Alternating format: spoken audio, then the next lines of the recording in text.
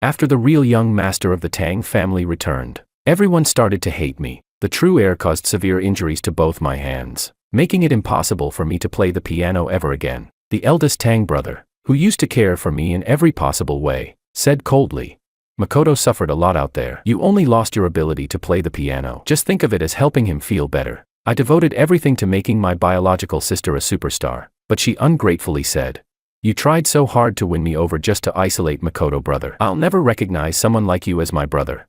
Then the real young master fell down the stairs and framed me as the culprit. Even my childhood fiancé, whom I had protected and cared for all my life, believed him without hesitation. "I didn't expect you to be so jealous," she said bitterly. "I'm calling off our engagement." On the day my fiancé and the real young master got engaged, I actually thought about driving a truck straight into their ceremony and dying with them. But just as I started the engine, a madwoman suddenly ran in front of my car and threw down a basket. The engine stalled. I froze in place. Inside the basket was an abandoned baby girl. Half an hour later, joyful music echoed from the Tang family's grand hall, while I carried the baby into my car and drove straight to the high-speed train station. From that day on, the fake young master of the Tang family vanished from City A, just as everyone wished. I went far away to the southern market, raised the abandoned baby as my own daughter, and never contacted any of them again. What I didn't expect was that, 4 years later, they would all show up one by one, begging me to come home. Chapter 1. 4 years later, the first time I saw Sophia again was at the gate of the kindergarten. I had just picked up Emma, when a mother beside me suddenly leaned over and said, "Emma's dad. Look across the street, that woman looks just like that famous singer. What was her name again?" I followed the direction of her finger. "Sophia." The woman clapped her hands as she remembered. "Yes, Sophia." I looked away and said calmly, "Don't know her." She looked surprised. "You don't listen to music, Sophia? She's the most popular original singer these years, won tons of awards. And honestly, she kinda looks like you, those phoenix eyes." I smiled faintly, shook my head, and held Emma's hand as we walked on. "George Tang." A familiar voice called from behind. I ignored it and kept walking. "George Tang." Emma tilted her head. "Daddy, is that lady calling you? Why does she call you George Tang?" I smiled and said gently, "She's mistaken." But as we reached the parking lot and I was about to open the car door, someone suddenly grabbed my arm. I turned around, and there she was, Sophia, panting heavily. "George, you're actually still alive." Her voice was as sharp as ever, and yet, maybe because she had run too fast, there was a faint redness in her eyes. Chapter 2. I left Emma at the neighbor's house. As I came downstairs, Sophia curled her lips and said, "Why are you living in such a dump? Where's your real home? Let me go up and take a look." I shook my head. "There's no need for that." Back then, the real young master and I had been switched at birth. I lived as a Tang for 20 years, enjoying the life of luxury, while the real young master spent those same 20 years in my poor family with my biological sister, enduring hardship. 4 years ago, Sophia was the one who said that her only brother was Makoto. She also said, in person, that even though our blood relation couldn't be changed, pretending to be siblings with someone like me only made her feel disgusted. Afterward, I was expelled from the Tang family by Diego Tang, abandoned by my fiancée Willow, and blacklisted by the entire City A. When I had nowhere left to go, I once thought about seeking out my biological sister. That snowy night, I stood outside her company's building all night long, nearly freezing to death, but in the end, all I got from her was one sentence, that her greatest wish was that I had never been born. If you had never been born, Makoto wouldn't have been switched at birth, and he wouldn't have suffered so much. Brother, what a joke. Now that the Tang family doesn't want you, you're using blood ties to cling to me. When Makoto and I couldn't even afford to eat, where were you? I'll never acknowledge someone like you as my brother. That was when I finally understood, no matter how kind I had been to her. She hated me because of Makoto. Now, back in the present, her eyes still carried that same judgmental glare. She frowned and asked coldly, "That kid, where did she come from? Don't tell me you stole her." I was silent for a moment before answering. "She's a child I adopted." She twisted her lips into a mocking smile. "Why would you adopt a child for no reason? Don't tell me it's because Willow couldn't have children, and you thought adopting a girl would win her back. Are you still being a simp? How ridiculous, utterly pathetic." I cut her off. "She's my child. I never planned to go back to City A. And I never intended to use this child to compete with your brother for Willow. You don't need to worry, nor do you have to be so aggressive. As you said back then, aside from blood, we're strangers. I'm not interested in your life now. And I'd appreciate it if you stopped meddling in mine." She froze, speechless. "If there's nothing else," I said, turning away, "then please leave." "Wait." Suddenly, she grabbed my arm. She opened her mouth, then closed it again. You, I frowned. What do you want to say? Why did you really leave back then? I stared at her quietly. You were a rich young master, living comfortably. Was it really worth running away just because of a few harsh words? What kind of childish tantrum was that? If I hadn't run into you, how long did you plan to keep living like this? And these past 4 years? She paused for a long moment before finishing softly. How did you survive? Chapter 3. I looked at the corners of Sophia's eyes, slightly red again, probably from anger. She must have been shocked to see me alive, because my being alive meant I was a threat to Makoto's perfect little life. How did I survive? Someone gave up their life so I could keep mine, but there was no reason for me to tell her that. The old George Tang was a pampered young master raised by the Tang family. The man I am now, George Wang, no longer depends on anyone. Seeing me remain silent made her anxious. What? Cat got your tongue. Don't tell me that massive earthquake in southern Marquette a few years ago rattled your brain. You moved to some godforsaken place, serves you right if you got caught in a quake. Just then, a neighbor passed by and greeted me. Hey, little Wang, haven't started dinner yet? I smiled and replied, I'm just about to. Sophia froze on the spot. I reminded her quietly, you should go, but she grabbed me tightly. You changed your last name, Wang. Whose name is that? It doesn't matter whose name it is. I brushed off her hand, speaking slowly and clearly. My name, my life, Sophia, none of it has anything to do with you. Chapter 4. Sophia was a celebrity. She couldn't possibly make a scene in public. I went upstairs, brought Emma home, and from the window in the stairwell, I saw Sophia still standing there, staring blankly at the building. She had never cared about me before. Maybe now her unease came only from not being used to my cold indifference. 4 years ago, when I learned about her dream of becoming a singer despite growing up poor, I spent nearly all my connections in City just to get her a chance to perform on stage. Even the agency she's with now, I personally found her the best one. She was my sister, and she had suffered a lot. I only ever wanted her to have a better life, but that goodwill was twisted by her. She thought I schemed to use her, to isolate Makoto, to make him miserable. Daddy, was that lady today your family? I was slightly taken aback, then smiled and patted Emma's head. No, sweetheart, why would you think that? I just guessed. You two look kind of alike. Family. Diego's face suddenly flashed through my mind. I used to believe that no matter the bloodline, Diego would always be my big brother. But 4 years ago, he had stood beside the fallen Makoto, looking at me with fury in his eyes. George, you've truly disappointed me. From this day forward, there's no place for you in the Tang family, and you're no brother of mine. My brother is only Makoto. I had clutched at his pant leg, begging, insisting that I hadn't pushed Makoto. But he kicked me away and walked off without even looking back. I shook my head and said to Emma, that person isn't Daddy's family. She looked a little downcast. I thought Daddy had other relatives besides Uncle. I smiled and tapped her nose gently. Daddy already has you and your uncle. That's enough. But Uncle's gone, she pouted. I miss him. I understood that feeling. But simple disappointment is still better than the agony of having something precious, then losing it again. The pain of depending on someone only to have them tear away from you. I'd been through that once. I wouldn't let my daughter experience it too. What I didn't expect was that, the very next day, I would see Diego again. Chapter 5. Emma came down with a fever in the middle of the night. I rushed her to the hospital. The viral infection was aggressive, and she needed to be hospitalized for treatment. I stayed awake the entire night by her bedside. By morning, the fever had finally broken, but she was weak and listless. I carried her on my back as we headed home, stopping by a street vendor to buy some meat and vegetables. After I paid, the bag of groceries was suddenly taken by a slender, familiar hand. I froze, then looked up, and through the hazy morning mist, I saw Diego's face. The lack of sleep left my mind blank. Instinctively, I blurted out, Big Brother, before realizing he had long forbidden me from calling him that. The Tang family was not something I could afford to offend. Back then, just to punish me for allegedly harming Makoto, Diego Tang had said one single sentence, and with that, the entire city blacklisted me. Mr. Tang, I quickly corrected myself. I was still trying to figure out why he was suddenly here in Southern Market.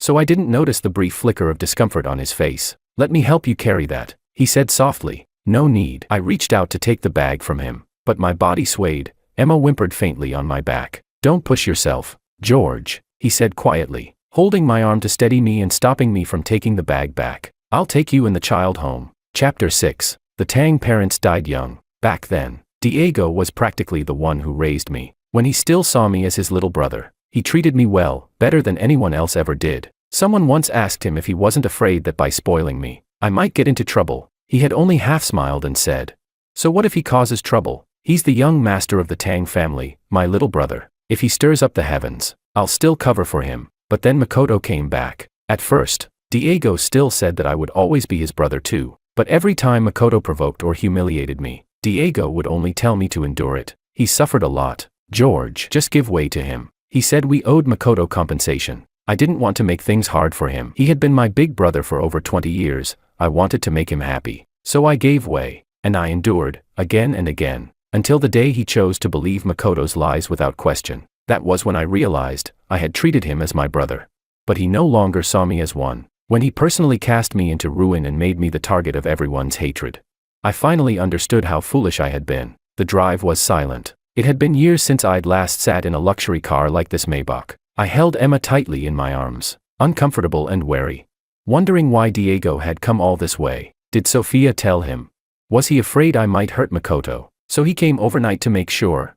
I didn't know. I couldn't figure it out. My head ached, and I only held Emma closer, never noticing the trace of longing in his gaze. "George." At the sound of his voice, I looked up. There were more wrinkles at the corners of his eyes now. He spoke slowly. "4 years ago, we all thought you." I interrupted softly. "Thought I was dead." "I know. Honestly, you can keep thinking that if it makes things easier. I've never wanted to fight Makoto for anything. Everything that belonged to him was always his. There's nothing wrong with letting things return to their rightful owner. You don't have to worry. You don't have to guard against me. And you certainly didn't have to come here to check. I only want to live a peaceful life with my daughter. Oh, and she'll stay with me. She'll never go looking for Willow. I can swear on my life, I'll never use my daughter to interfere with Makoto and Willow's relationship. You can rest easy." I looked him straight in the eyes and repeated, "You really don't need to worry." He was stunned. I wasn't. "What then?" I said flatly. "You're afraid I'll use the Tang family name for something bad.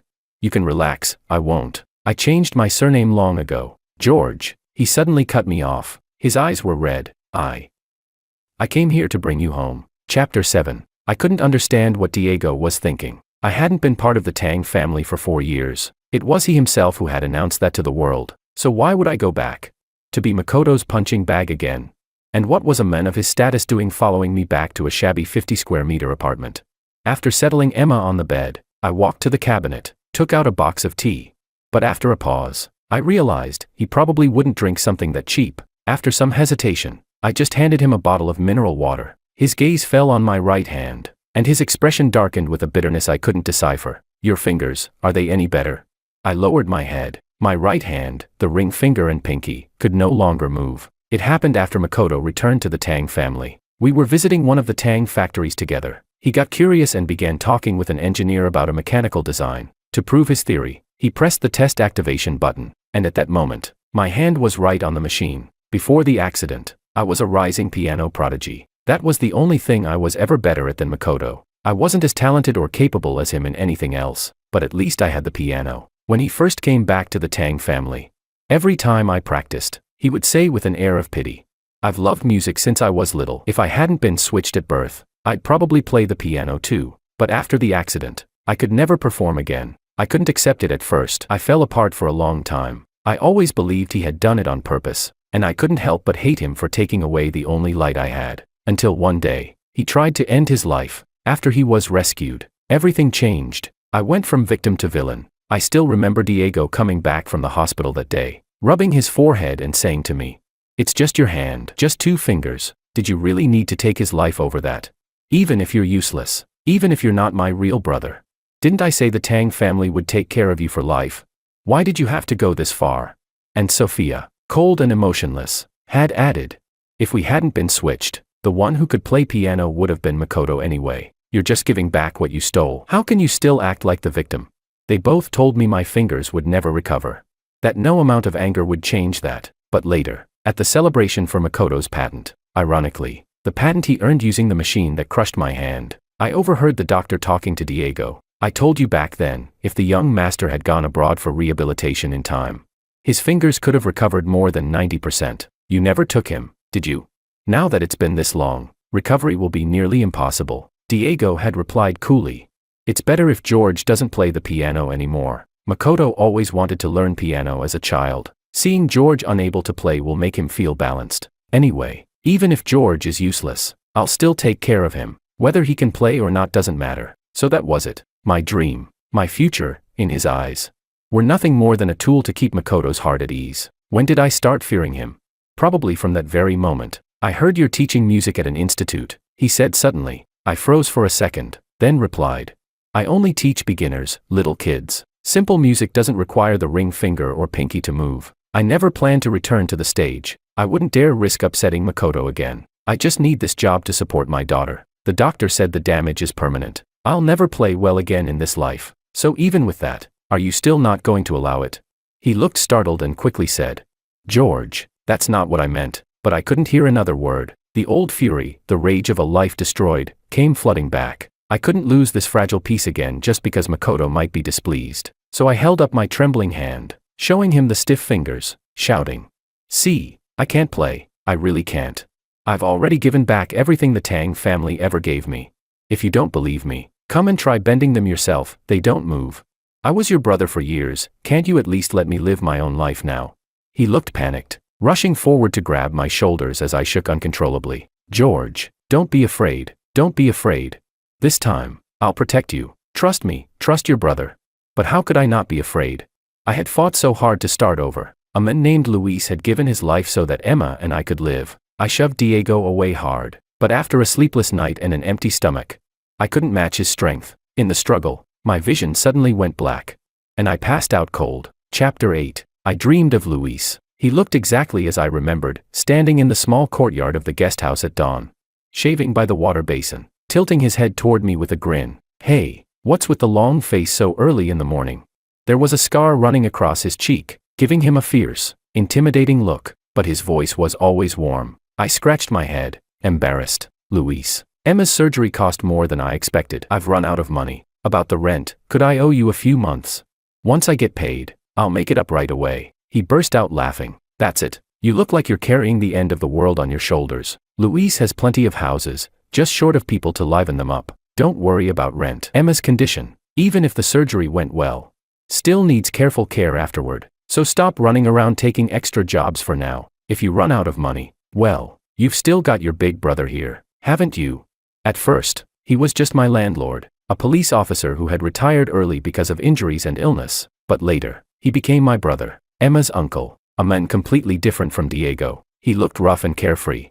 Yet his heart was more delicate than anyone's. He helped every tenant who ran into trouble. When I first met him, I was struggling to find a place to live, with a sick infant in my arms. Everyone else saw Emma's congenital illness as bad luck. Only he took us in without a word. He could have easily turned a blind eye. But he somehow noticed my depression, and kept finding small ways to pull me out of it. George, look at that kite you and Emma made, it's flying so high. George, you eaten yet? I made too many buns today. Come over and help me finish some. At first, I thought he was just a fool, but unlike Diego, who only knew how to throw money at problems, Luis was patient. He taught me gently when my bad habits from my old life surfaced, telling me what was right and what was wrong. When I found a new job, he'd be genuinely happy for me, using it as an excuse to drink a few extra beers, only to get scolded by me afterward, scratching his head like a child. He taught me confidence and independence. He taught me how to choose my own way of living. He used to tell me, George, trust me, there's no kind of day you can't get through. We were three people with no blood ties. Yet somehow, we became a family. Until Emma turned one. That year, a massive earthquake struck Southern Market. The quake triggered fires across the entire street where the guest house stood. My leg was crushed, and I couldn't get out. Luis pulled Emma and me to safety. Then, without hesitation, ran back into the flames. I was lying on a stretcher, screaming for him not to go back. But he just smiled and said, George, I'm a police officer. At a time like this, I can't not go back in to save people. Don't worry, I'll be back. He always kept his promises. But not that time. He rescued more than a dozen people trapped inside. Then he went in one last time, and never came out again. I don't even have a single photo of him. He always said his scarred face looked bad and he hated cameras. But he took so many photos of Emma instead. Chapter 9. I woke up to the sound of voices arguing. We've been looking for him for 4 years. All three of us, and now that you've found him, you hide it from me. What's that supposed to mean? That voice. Willow. Then came Sophia's cold tone. And what right do you have to see him? Willow snapped back. We were engaged. He loved me. That alone gives me more right than either of you.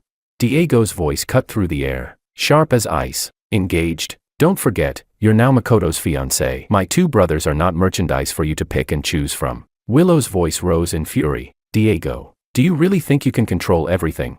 If it weren't for you demanding that George be punished for forcing everyone in City A to turn against him, how could he have ever been driven away in the first place? Why did I agree to get engaged to Makoto? If you and Sophia hadn't insisted it was George who pushed Makoto down the stairs, why would I have lost faith in him? You think I don't know? Makoto only pretends to care for me, behind my back. He despises me for being unable to have children. He's not even 1/10 the man George is. Sophia gave a bitter laugh. Oh please, you're really blaming us for that. Willow, don't act innocent. You just went along with it. Can you honestly say you didn't grow tired of my brother back then? Didn't you fall for Makoto? And let's not forget, Makoto is the real Tang heir. Marrying him gave you access to the Tang and Sure family shares, didn't it? Now that George is back, you suddenly remember how good he was to you. Willow's voice dripped with disdain. And who are you to talk about family bonds? When he went to see you that winter night, you deliberately left him standing in the snow until he almost froze to death. If not for you, he never would have left in despair. So don't you dare pretend to care about him now. Sophia faltered, unable to defend herself, then muttered stubbornly. Anyway, I'm the one most qualified to be by his side. I'm his brother, Diego said icily. I'm the one who has that right. I'm taking George back to the Tang family. He and his child have nothing to do with either of you. Sophia flared up. Who gave you the right to take him back to the Tang family? You're the one who cut ties with him yourself. I'm his biological sister, his only blood relative. Willow let out a scornful laugh. And you still dare to talk about blood ties? You ungrateful brat. He begged everyone in City A to give you a chance to perform. And when you finally made it big, the first person you thanked was Makoto. Did you even mention George's name once? He adopted a daughter because he knew I loved children. We were the real family. Enough. A nurse burst in, scowling. The patient needs rest. Only one immediate family member can stay. I'm his brother, Diego declared at once. I'm his sister, Sophia quickly added. The nurse frowned, glancing between them. Mr. Tang, Miss Ito. You're Mr. Wang's brother and sister.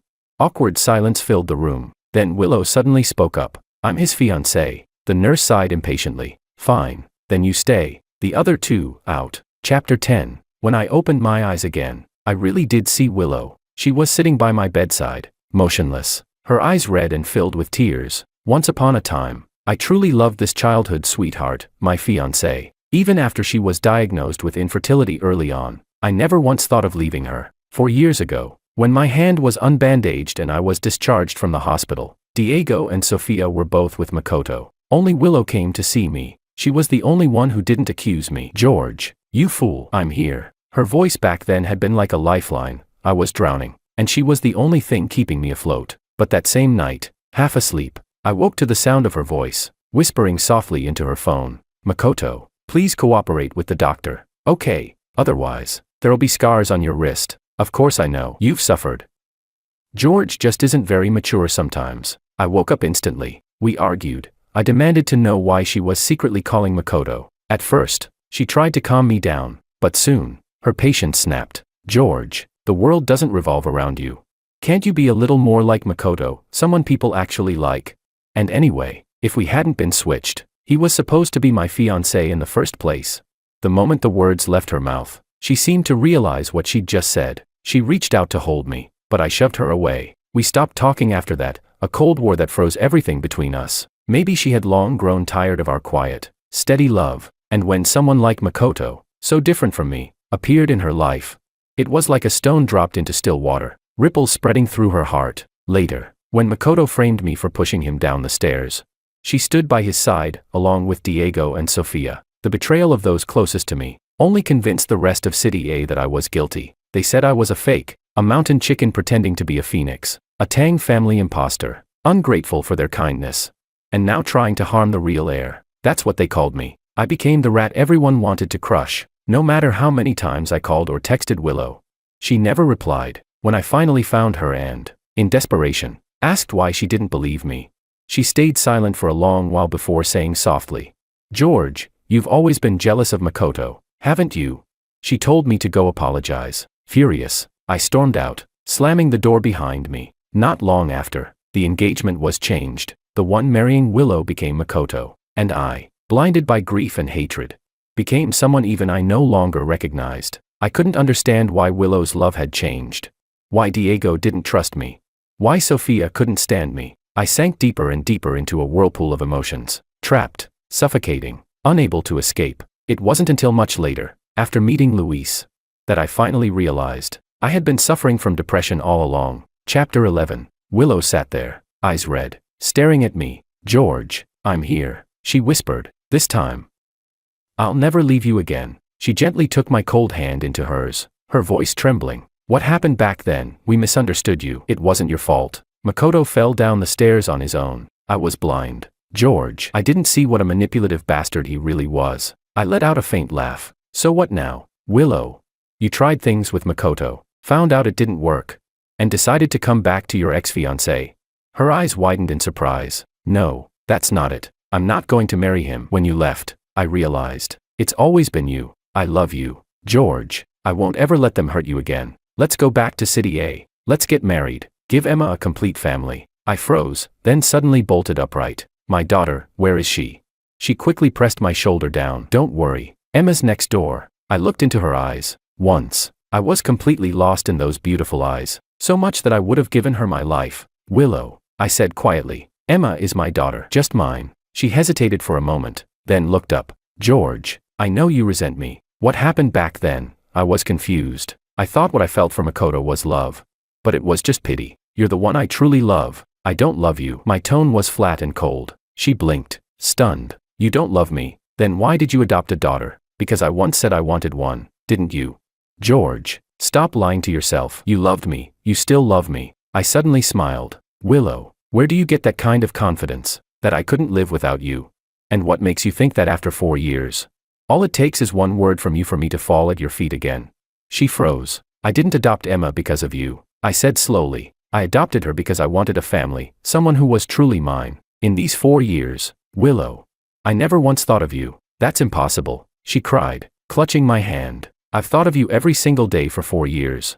When people said you were dead, I refused to believe it. I kept searching for you.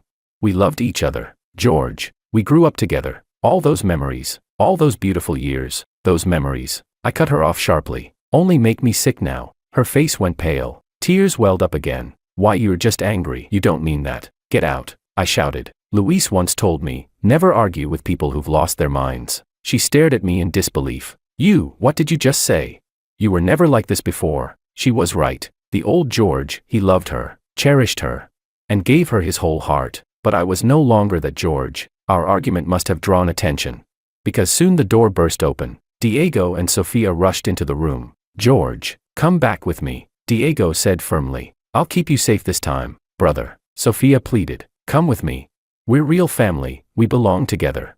I looked at the three of them quietly. Once, every single one of them had thrown me into the abyss, and now, here they were, offering me pity, offering me salvation. "I once had an older brother," I said softly. They all fell silent, and in Diego's eyes, for a fleeting moment, I saw a trace of hope. "He told me," I continued, "that I didn't need to depend on anyone, that I could shine on my own." Diego's face darkened instantly, because he had never said that to me. Only Luis had. "So stop pretending to be my saviors," I said, my voice cold but steady. "I'm George, and I don't need any of you anymore." Chapter 12. In the days that followed, the three of them, Diego, Sophia, and Willow, all went to obsessive lengths investigating anyone around me with the surname Wang. But Luis Wang's story was no secret. His heroic rescue had made the news. He was celebrated as a city hero, and every year on his death anniversary, those he had saved would visit his grave to pay their respects. Sophia began showing up often at my apartment complex.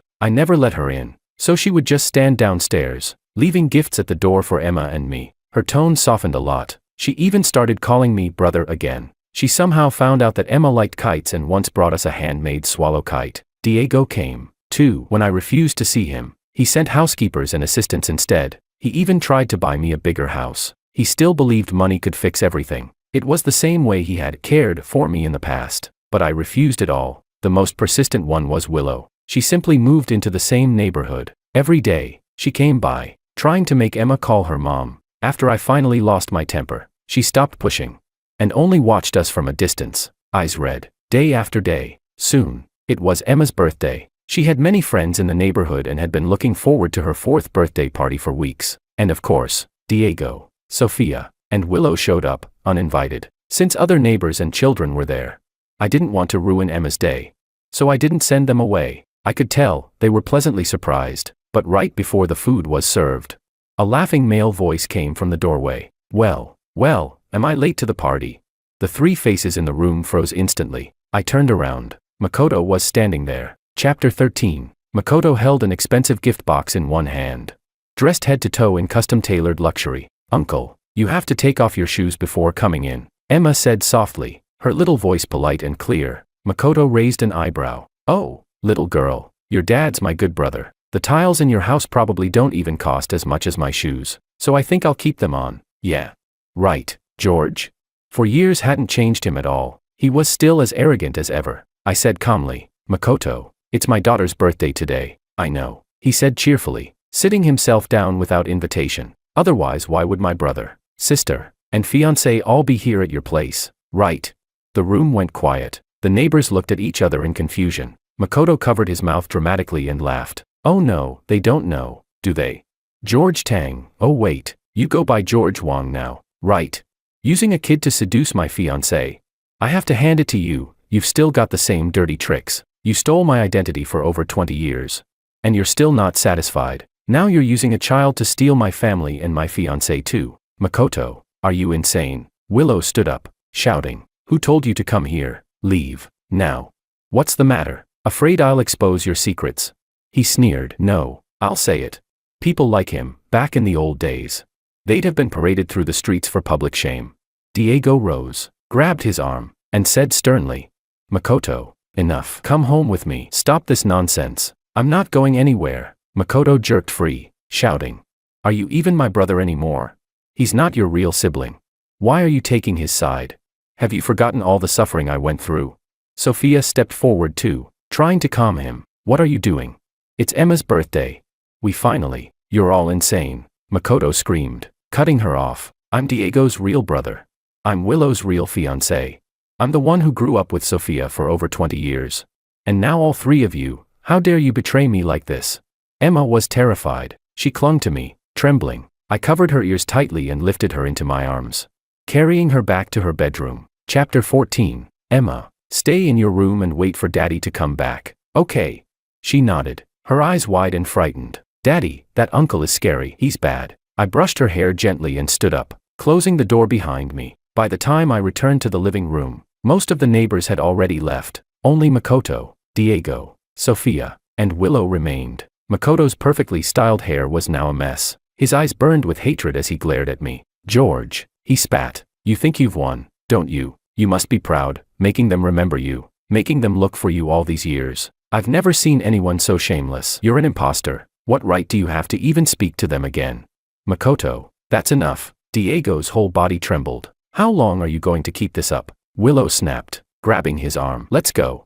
Let go of me. He shoved her aside and pointed at Sophia. Sophia, we've been through everything together, 20 years of it, and you've only known him for a few. How could you betray me too?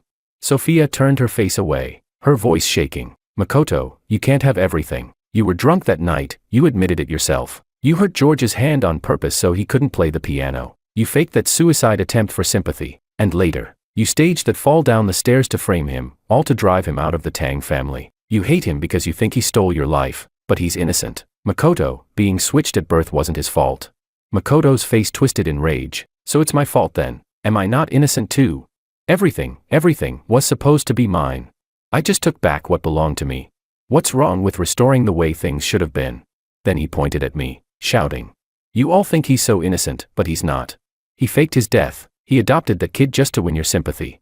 He's pretending to be pitiful, pretending to have changed, but he just wants back into the Tang family. He wants to replace me again, and you're all too blind to see it. Enough, Diego barked, his voice cracking with anger. If I had known that all my efforts to make up for your suffering would turn you into this, I'd rather. He stopped himself mid-sentence, but the damage was done. Makoto stared at him, stunned. What did you just say? Then he turned towards Sophia and Willow, his laugh breaking into something wild and bitter. So that's it. You all feel the same way, don't you? You think I should have stayed lost, that I shouldn't have come back? How could you? How could all of you do this to me? He looked deranged, his words dissolving into incoherent muttering. I stepped forward. There had been countless times in the past when I'd lost to him, when everyone told me, George, what you have was never yours to begin with. He suffered so much, you should yield to him. But this time, they all turned to me instead, and in their eyes, there was fear for me. Diego said cautiously. George, take Emma and leave first. Don't worry, your brother will handle this. I shook my head slowly, then I walked toward Makoto. The time for avoidance was over. This hatred, this endless cycle between us, it had to end. I raised my fist, and then, bang. He froze, clutching his cheek, eyes wide in disbelief. You actually hit me.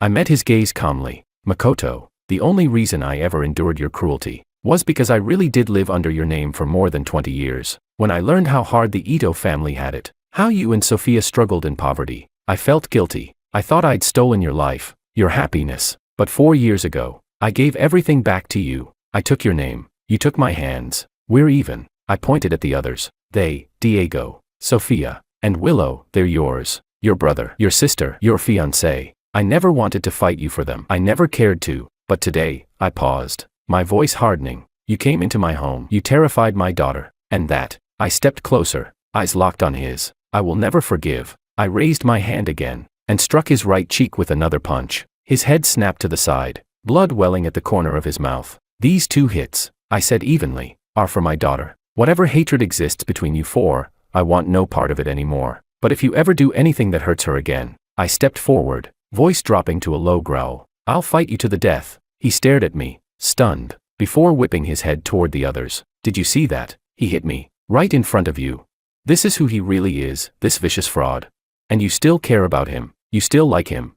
He screamed hysterically, his voice echoing off the walls. You're all insane. Can't you see? This is the real George, this is what he's always been.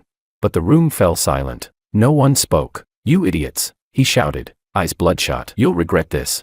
Then, in a blind rage, he lunged toward the door, but his foot slipped. There was a sharp thud, followed by the sickening sound of a body tumbling down the stairs. A moment later, the air filled with his groans of pain from below. But this time, none of them moved. Diego, Sophia, and Willow just stood there, frozen, eyes fixed on me. I sighed. He's hurt. You should go check on him. Still, they didn't move. Finally, Willow whispered, George, we didn't know he'd come here. Yes, Sophia echoed weakly. We didn't know. It's fine, I said calmly. Actually, this just makes it easier to say what I've been holding in. Willow's face turned pale. She reached out, panic flashing in her eyes. No.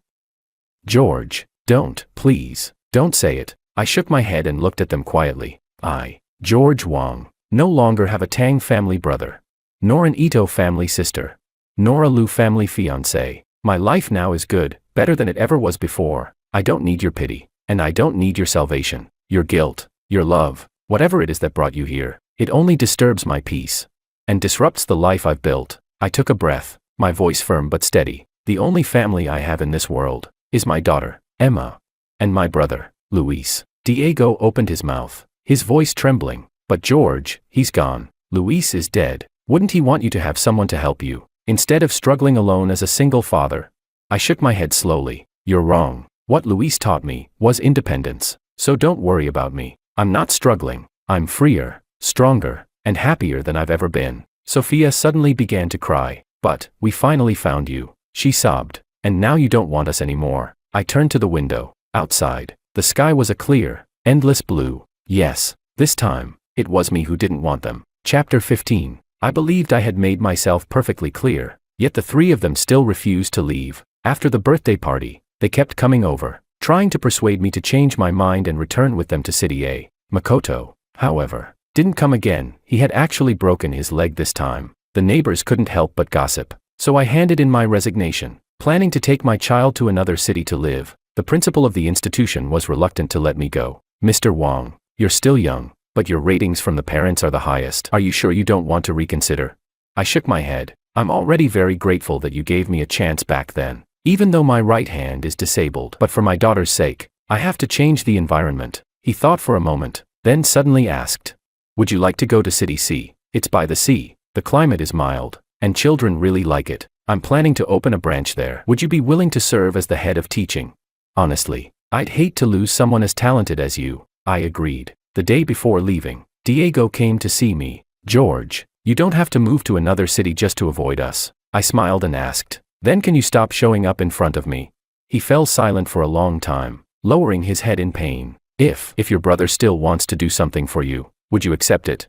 Holding Emma's hand, I smiled faintly. "Thank you, Mr. Tang, but there's no need." Emma looked up and asked, "Uncle, do you still have something to do?" "We're going to visit my uncle Luis." His face froze. "Yes, we were going to Luis's grave." I brought several kinds of beer and sat there for a long time. I told him that I was moving to City C, that I was improving little by little, that my work had been recognized, and that Emma was growing up well. He would definitely be proud of me. And now, I thought, he could finally drink as much as he wanted without worrying about his illness getting worse. The next day, I took Emma to the airport. On the large screen in the terminal, I saw an interview with Sophia. I actually want to thank my real brother the most. Back when I was just an amateur singer, no company wanted to sign me. It was my brother who kept helping and encouraging me, who made me who I am today. But later, I didn't manage to repay him properly. I want to tell him I'm sorry. Emma pointed at Sophia and said, "Daddy, that lady looks a bit like you." I patted her head and said softly, "Let's board." After arriving in City C, my life gradually got back on track. I worked hard, lived earnestly, and 6 months later, I was promoted to principal of the branch school. Because the students liked me, they uploaded some of my teaching clips online. And soon, old videos of my performances from years ago were also dug up. Some people wondered why I no longer played the piano. Then, someone revealed the truth, that Makoto had caused the injury that made it impossible for me to play again. For a while, the name Makoto became synonymous with cruelty on the internet, and he was completely ostracized by the entire social circle of City A. The Tang family's stocks were implicated, suffering heavy losses. Someone also found Sophia's previous apology video and exposed that I was the older brother she had mentioned. The internet was abuzz with mixed emotions, and Sophia announced that she would be stepping away from the music scene for a while due to poor mental state. A year later, I took my students onto the stage of an international competition, becoming a recognized music mentor. It's true, I could no longer perform complex compositions, but that didn't stop me from shining in my own way. Willow still came by often. She would leave gifts for Emma at the door and watch us from a distance.